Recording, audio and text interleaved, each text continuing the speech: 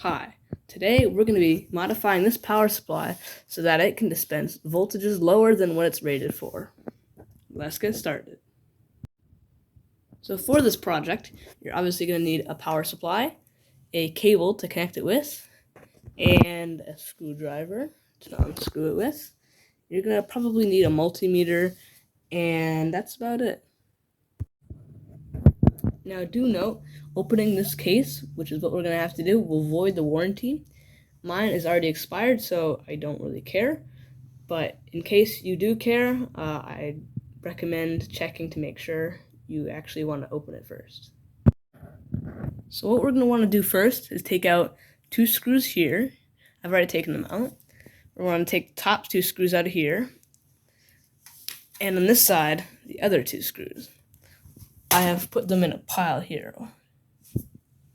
Once you do that, the top should just pop right off, revealing the insides of the power supply. And also, please note, we're dealing with mains voltage here.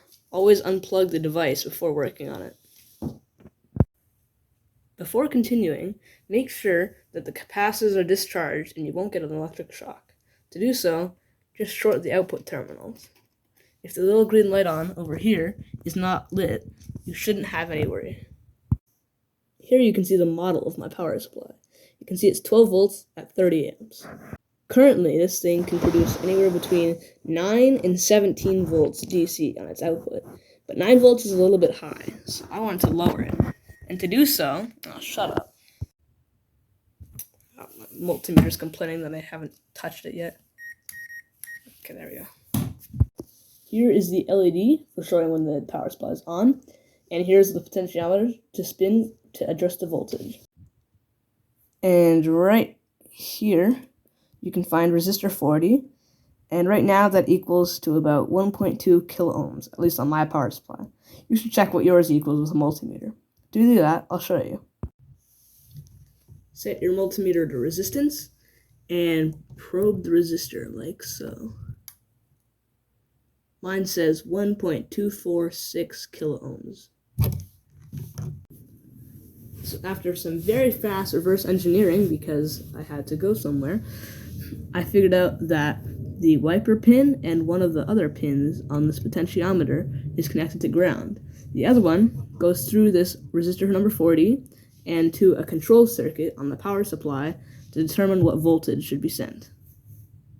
So if I connect one of my multimeter probes to the ground on the power supply and the other to the wiper,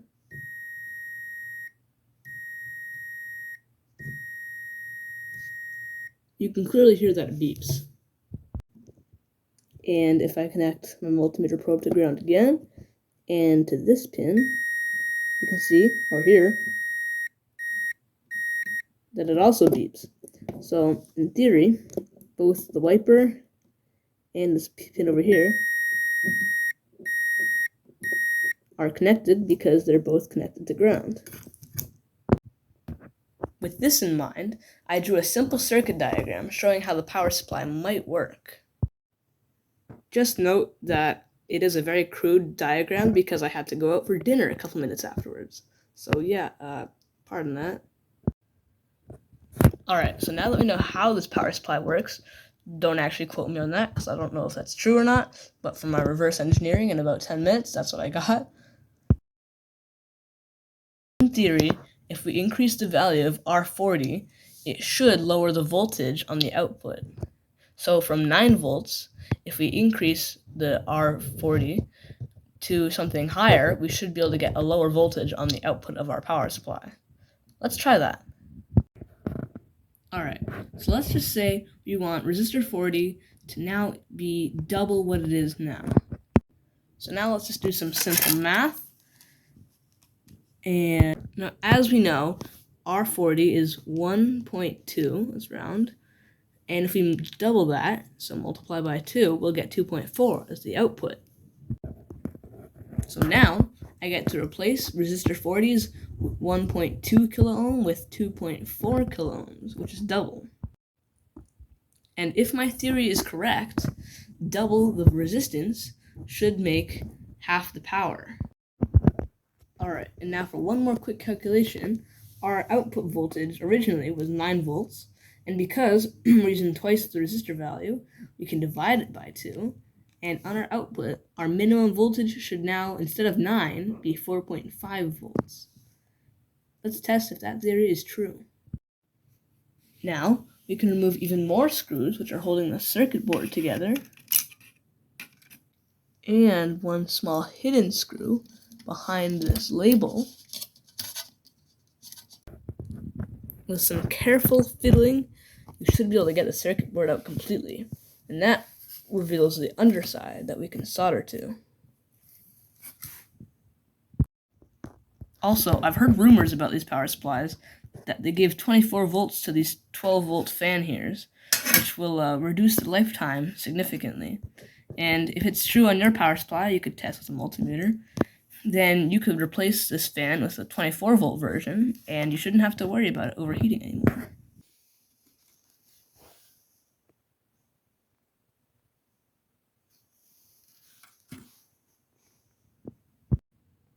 So as you can see, I replaced resistor 40, and it's blue now. I didn't have a 2.4 kilo ohm resistor, but I did have a 2.2. So this is what I had that's closest. Let's do a test.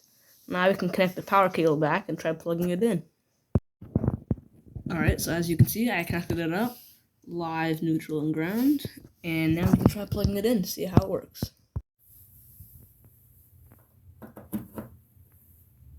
Looks like it's working. Alright, so this isn't totally what I expected. Right now, I have the power set to its maximum, and on my multimeter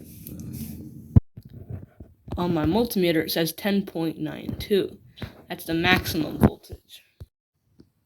Now the minimum voltage that I just turned it down to is approximately 8.1 volts. So this isn't quite what I expected, but I think I know how to fix this. So I want it to be able to have the higher voltage and the lower voltage end. And I think a way around this is to actually replace the potentiometer instead of the resistors. Alright, so I made a quick modification. I put the old resistor back in, but I changed the potentiometer to a 5 kilo ohm instead of a 1 kilo ohm potentiometer. And this one's a lot bigger, so I can adjust it much easier. And now we can test it again. At this point, I'm just recording this so in case it explodes. No problems. Alright, so I set the voltage to the lowest right now, and the multimeter says, let's mess it up here, 5.6 volts about. Now, I'm actually not going to set it to the highest because I just tested it, and it goes above 20 volts, which these little filtration capacitors can not really handle, and it started smelling, so I'm not going above 20. If you want to build this project and you want to get a little bit more oomph out of your power supply and maybe go more than 20 volts, definitely replace these filtration capacitors with something higher. It's totally worth it because they will explode and they will smell very bad. Well, I'd call that a success. The only thing left is to put it back in the case.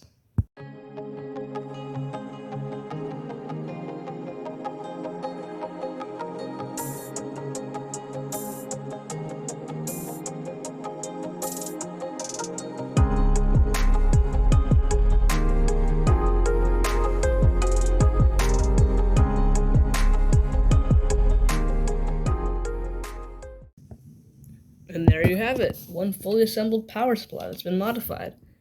If you enjoyed this video or learned something, consider subscribing. Also, leave any comments if you have questions, and I'll try to reply to them as soon as possible. And as always, stay tuned for next time.